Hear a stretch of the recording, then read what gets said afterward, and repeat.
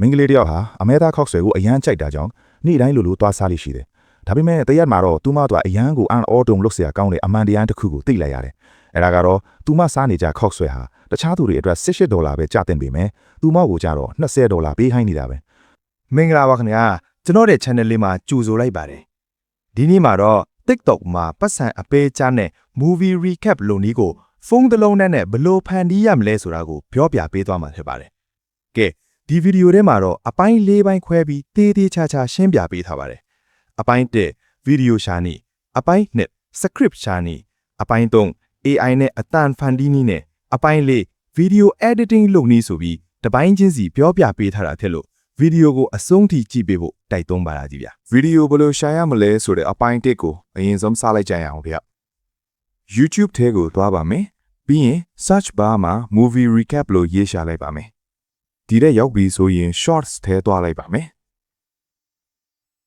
ဒီထဲမှာသူများလုပ်ထားတဲ့ recap ဗီဒီယိုတွေအများကြီးရှိပါတယ်အဲ့ဒီထဲကကိုလုပ်ချင်တဲ့ဗီဒီယိုကိုရှာရပါမယ်အဓိက voice over ပါတဲ့ဗီဒီယိုကိုပဲရွေးပြီးရှာတောင်းရပါမယ်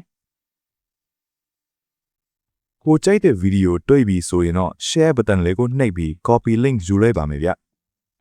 ဗီဒီယိုကိုပါတခါတည်း down ထားလိုက်ပါနော်ဗီဒီယို down ဖို့ကိုတော့မမေ့ပါနဲ့ကဲ script ရှာတဲ့အပိုင်းလေးကိုစားလိုက်ကြရအောင် Chrome browser တွေကိုသွားပါမယ်ဘယ် browser ပဲဖြစ်ဖြစ်သုံးလို့ရပါတယ်နော် search bar မှာ YouTube transcript လို့ရေးရှာပေးလိုက်ပါအပေါ်ဆုံးမှာကြာလာတဲ့ website ထဲကိုဝင်ပေးလိုက်ပါမယ်သူ့ page ထဲရောက်သွားပြီဆိုတော့စောနာက copy ယူလာတဲ့ video link ကို paste ချလိုက်ပါမယ်ပြီးရင် get free transcript ကိုနှိပ်ပေးလိုက်မယ်ဗျ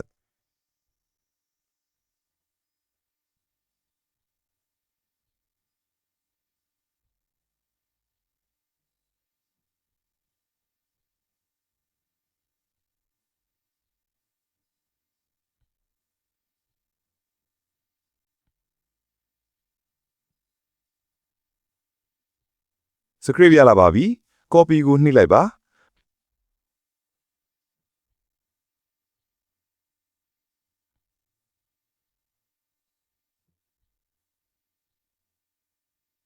ပြီးရင်တော့ Google Gemini ထဲကိုသွားပြီးတဘာဝကြကြဘာသာပြန်ပေးပါလို့ရေးပို့ပေးလိုက်ပါ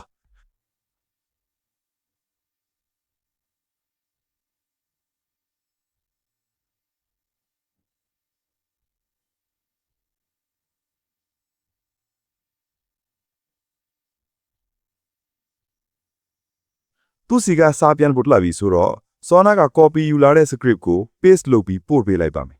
ကဲဘာသာပြန်နေပါပြီပြီးအောင်ခဏလေးစောင့်ပေးလိုက်ပါရပြီဆိုတာနဲ့ဘာသာပြန်ထားတဲ့ script တွေကိုလူအပ်တာတွေကိုပဲရွေးပြီး copy ယူရပါမယ်ဗျ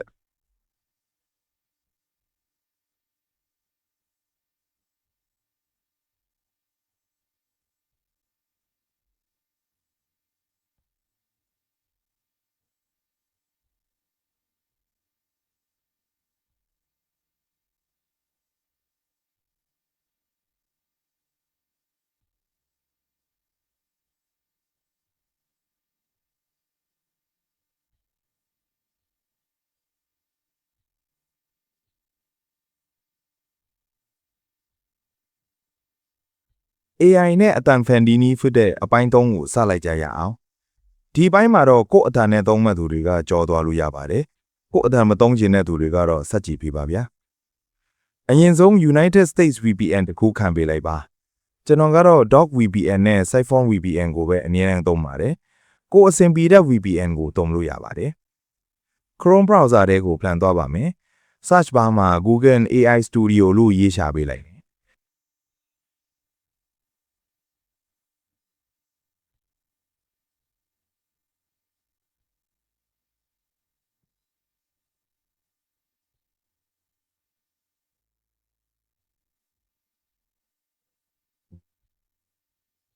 desktop site ကိုဖွင့်ပေးဖို့လည်းမမေ့နဲ့ဦးနော်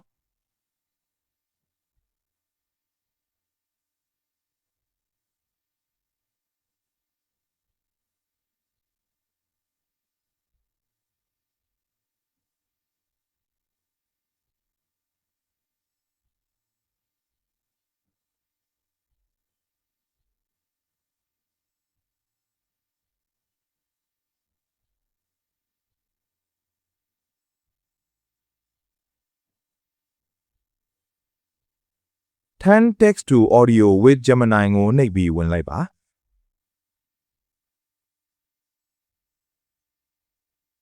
Multi speaker ဖြစ်နေတာကို single speaker audio သို့ပြောင်းပေးလိုက်ပါမယ်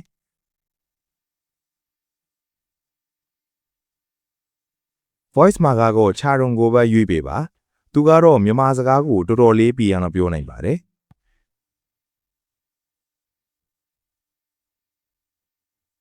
Text ရဲ့အောက်မှာ Sona က Gemini က copy ယူလာတဲ့ script ကို paste ချပြီးရင် run control ကိုနှိပ်ပေးလိုက်ပါ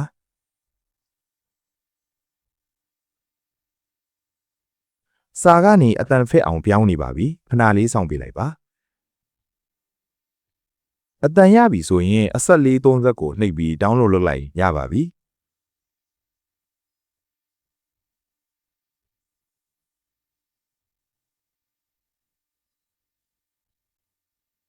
အရေးကြီးဆုံးနဲ့နောက်ဆုံးအပိုင်းဖြစ်တဲ့ video editing ကိုစလိုက်ကြအောင်ဗျာ InShot application ကိုသုံးပြီးလုပ်ပြပေးသွားမှာပါမရှိသေးရင် Play Store မှာတွားတောင်းလိုက်ပါ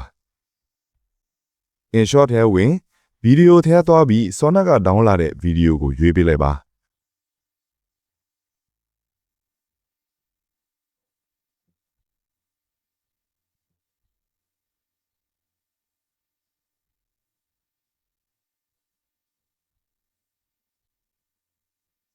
အရင်ဆုံး ratio ရွေးပါမယ် TikTok မှာတင်မှာဆိုတော့ Canvas မှာ TikTok site ကိုရွေးပေးပါမူရင်းအတန်ကိုဖျောက်ဖို့ mute clicks ကိုတစ်ချက်နှိပ်လိုက်ပါ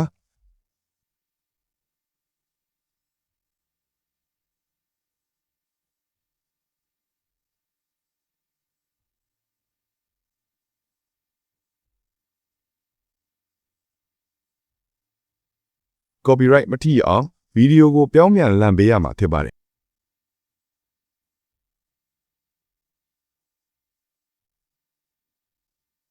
rotate ထဲဝင်ပြီး flip ကိုနှိပ်လိုက်ရင်ရပါပြီပြီးရင် audio ထဲဝင်ပြီး Sona က download လာတဲ့အတန်ကိုထည့်ပေးလိုက်ပါ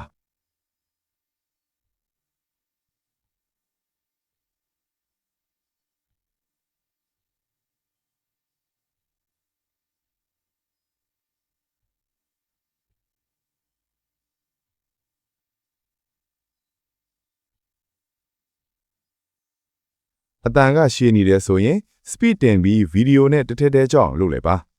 video ကိုရော audio ကိုရော speed ကစားကြည့်ပါအဓိက video နဲ့ audio တစ်ထည့်တည်းကြောက်ဖို့ပါပဲ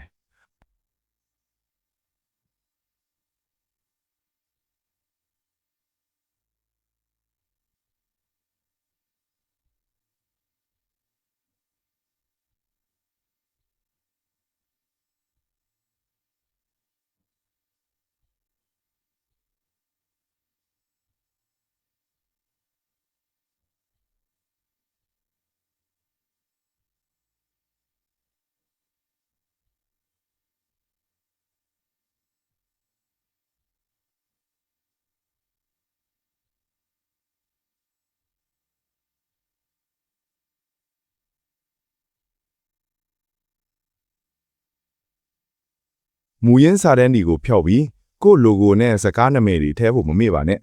effect တွေထည့် color ညှိပြီးရင် export နှိပ်ပြီး save လိုက်ရုံပါပဲ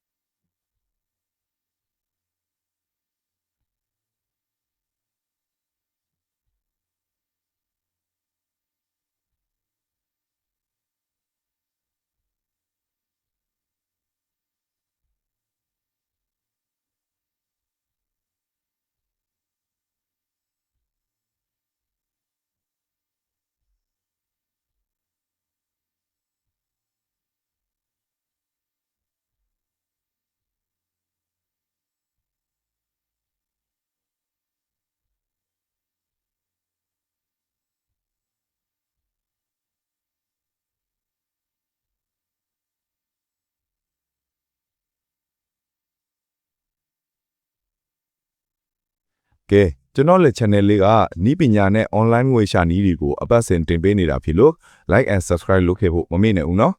နောက်ထပ်ဗီဒီယိုမှာကျွန်တော်တို့ပြင်တွေ့ကြရအောင်ဗျာ